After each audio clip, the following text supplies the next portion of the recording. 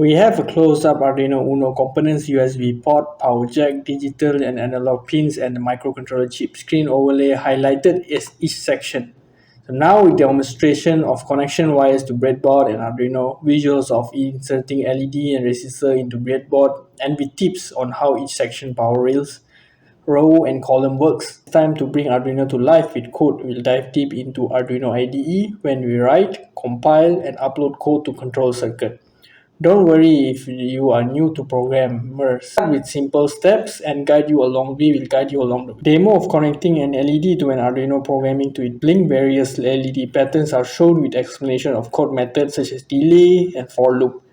We also have a close-up riding a button of breadboard followed by code that turn LED on or off with push button. Visual demonstration of rotating the potentiometer and seeing changes in LED brightness, and seeing how analog values are read and converted.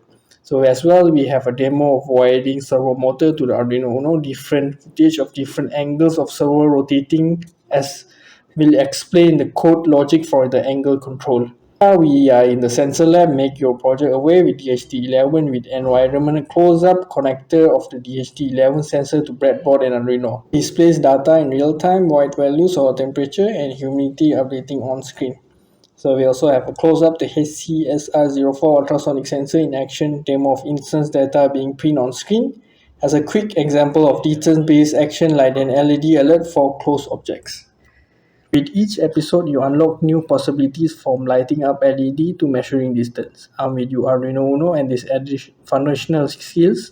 You're now ready to take on bigger project. Join us on Discovery Arduino is that beginner to creators. One episode at a time, let's get started.